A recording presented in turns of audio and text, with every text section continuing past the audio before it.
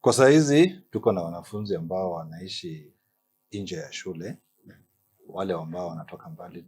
Hizi program zetu zina-attract wanafunzi kutoka Central, kutoka Mombasa, tayari wako na hata kuna wenye wameshamaliza.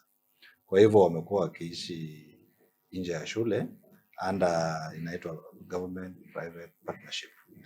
Sasa tulikuwa tumepartner na wawekezaji wa kibinafsi ambao wamejenga nyumba katika eneo hili, ambayo pia shule imesaidia. Sasa watu wanaweza nunua plot na wajenge. Kwa hivyo kuna wale walitangulia na tunashukuru.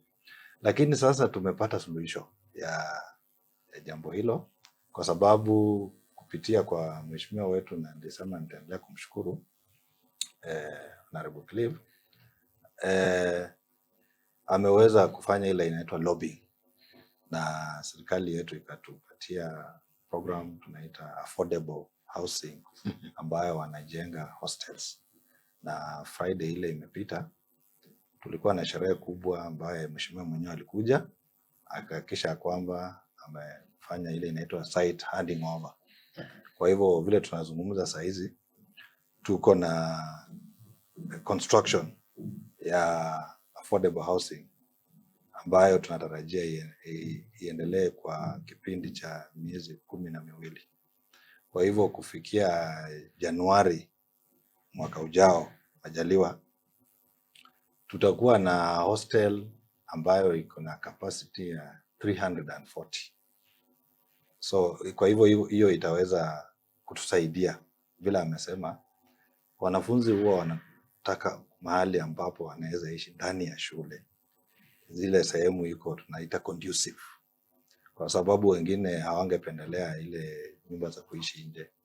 Kwa hivyo jambo hilo ni jambo ambalo liko in progress, na tunatarajia kwamba kupitia kwa serikali yetu nyumba hizo zitaweza kukamilishwa. Na hizo nyumba pia zinakuja na baraka mingi, kwa sababu mjengo ule unaenda kupeana kazi kwa wakazi wa Kitutu Masava constituency. Kuna kazi nyingi pale za ujenzi, za kuchomelea, ya hiyo ya plumbing, tunaongelea ya maji, na pia wanafunzi wetu watapewa attachment pale na watapewa ile inaitwa internship kwa wale ambao wamemaliza. Kwa hivyo program hiyo pia inakuja na borehole. Tunaenda kudriliwa ile borehole ambayo maji hayaishi. Kwa hivyo tutakuwa na maji ya kutosha kwa shule. Kwa hivyo hiyo accommodation naweza sema kwamba tuko na short term na long term solution. Kwa hivyo sio shida yule yoyote ambaye angependa kuleta mwanafunzi. Sasa wiki hii tumepokea wanafunzi kutoka Migori na wako pale, tumewa-accommodate. Shule ndio inawa-accommodate kwa sababu tumeingia kwa ile inaitwa MOU na hao wawekezaji wa kibinafsi. Kwa hivyo jukumu la accommodation ni jukumu letu kama shule.